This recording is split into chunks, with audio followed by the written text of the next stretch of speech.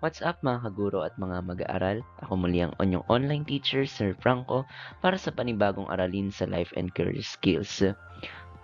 Kung bago kayo sa aking channel, ako ay isang senior high school teacher na gumagawa ng mga discussion video na simple para sa mga teacher at students na nagtitignan ng Strengthen Senior High School Curriculum Program.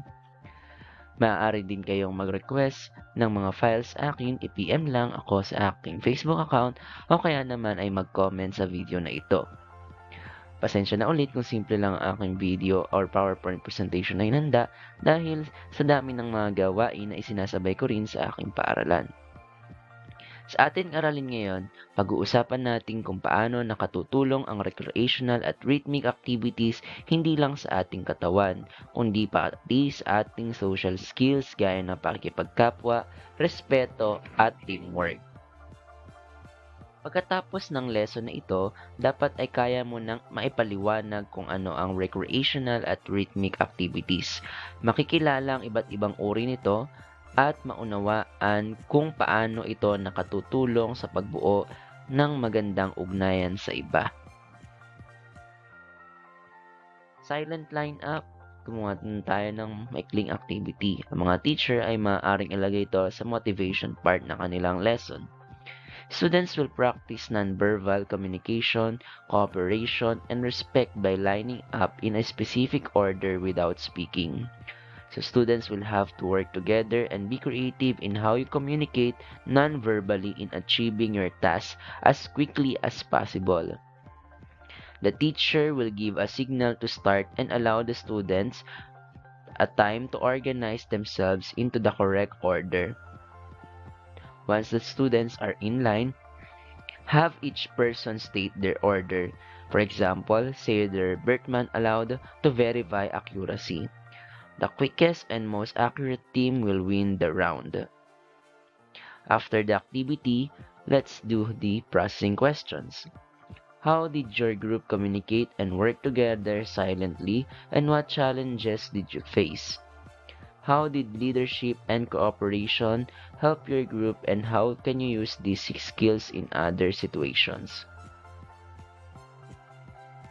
Let's begin with our lesson. Kapag sinabing recreation at rhythmic activities, hindi lang ito tungkol sa pag-exercise o pagsasayaw. Isa rin itong paraan para matutuhan nating makihalubilo, makipag-usap, at makisama sa iba ng may respeto.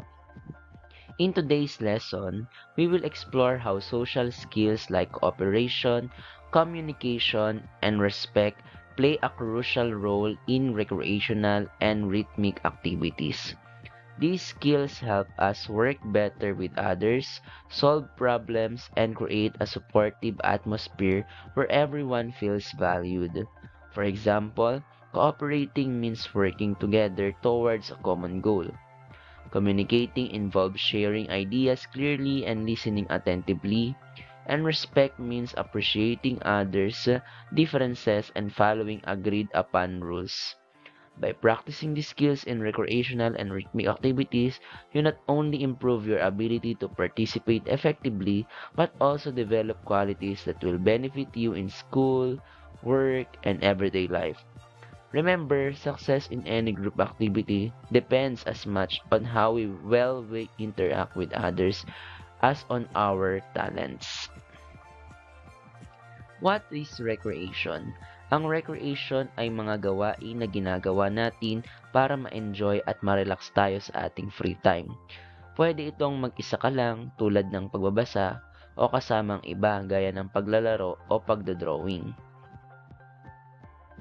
There are different types of recreation. Meron tayong 4 na uri: active, passive, indoor, at outdoor. Ang active ay physical gaya ng sports. Ang passive naman ay para sa pahinga. Indoor kung sa loob ng bahay o building, at outdoor kung sa labas tulad ng camping o biking. Let's do a detailed discussion for each type of recreation. Active versus passive recreation. Active recreation. It involves physical movement and exertion such as sports, running, swimming, hiking, tennis, and cycling. These activities are usually done for exercise, competition, or adventure. While passive recreation focuses on relaxation and leisure with minimal physical activity such as reading, fishing, photography, picnicking, or nature walks. Indoor and outdoor recreation. Indoor recreation are activities done inside buildings like chess, board games, baking, singing, or playing musical instruments, while outdoor recreation are activities performed outside, offering exposure to nature such as camping, hiking, fishing, biking, kayaking, and nature walks. What are rhythmic activities? Ang rhythmic activities naman ay mga galaw na ginagawa ayon sa ritmo o tugtog. Nakakatulong ito sa coordination, timing, at confidence, lalo na kapag ginagawa ng sabay-sabay sa grupo. There are 5 types of rhythmic activities, mula sa simpleng galaw tulad ng paglakad o pagtalon hanggang sa sayaw na may kwento o structured dance gaya ng folk at ballroom. Ang iba ay ginagamit din bilang ehersisyo tulad ng aerobic dance. Let's run down each. First, fundamental rhythms. These are basic movement patterns that help individuals develop a sense of rhythm and body coordination. Examples of these are walking, running, skipping, hopping, marching, galloping. 2. Creative rhythms. Creative rhythms encourage self-expression and imagination.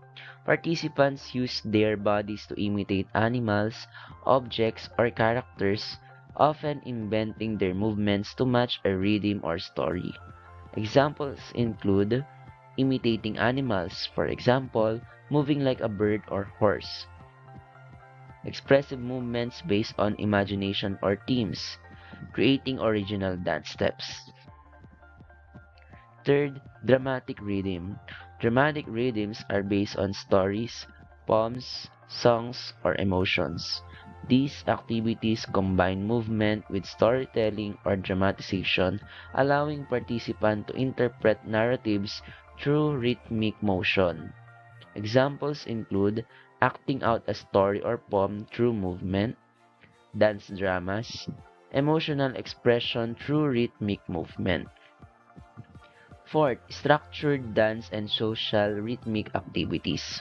These are organized forms of rhythmic movement, often with steps or patterns performed individually, in pairs, or groups. Examples include folk dances, ballroom dances like waltz, line dancing, popular social group dances. And aerobic dance, fitness-oriented rhythmic movements set to energetic music. Example, dance exercises. How these activities develop social skills?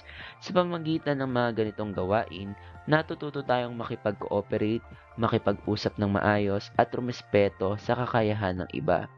Yan ang mga core social skills na kailangan sa totoong buhay. We have cooperation. Many rhythmic activities require participants to move in sync or complete tasks as a group, such as folk dances or partner routines.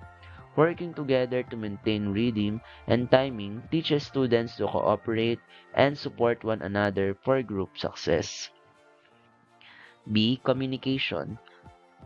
Non-verbal cues such as gestures and eye contact are essential in recreation and rhythmic activities, especially when verbal communication is limited. For example, during sign language games or synchronized dance. Group activities encourage students to listen, observe, and respond to others, enhancing both verbal and non-verbal communication skills. And of course, respect.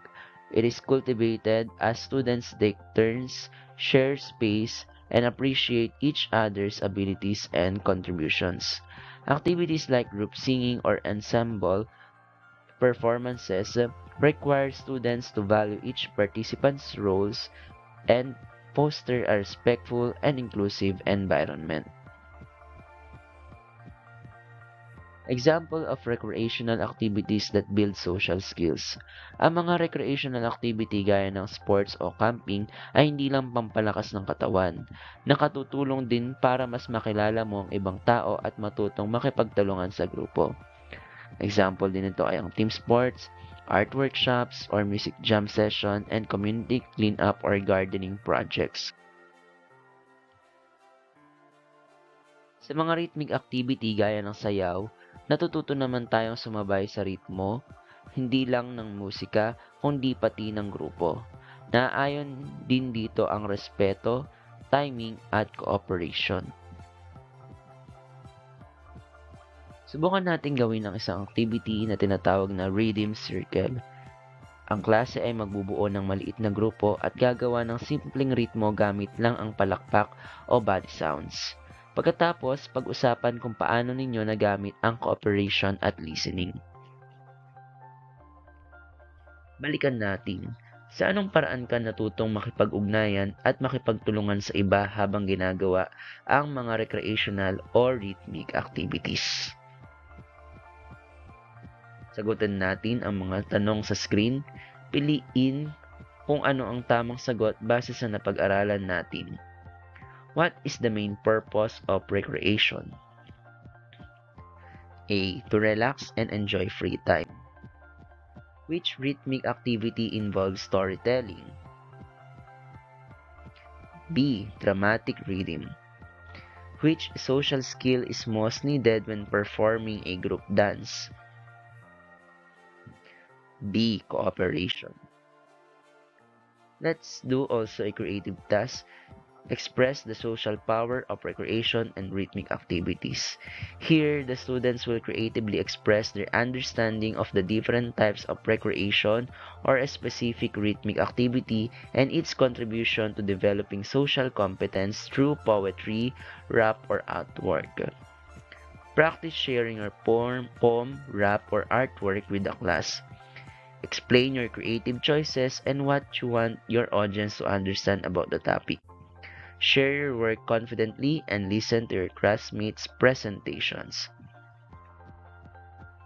Sa kabuuan, ang recreation at rhythmic activities ay tumutulong hindi lang sa ating kalusugan, kundi pati sa ating pakikitungo sa kapwa. Dito natin natututuhan ang tunay na kahulugan ng teamwork, respeto, at empathy.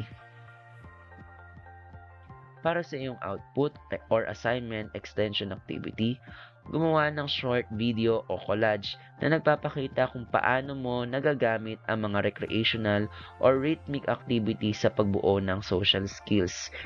Isama rin ang iyong reflection. Diyan nagtatapos ang ating lesson sa rhythmic and recreational activities. Maraming salamat uli sa development team ng Learner XM Plus kung saan ibinase ang ilang parts ng discussion video na ito. Once again, ako ang inyong online teacher, Sir Franco. Maraming salamat sa inyong panonood.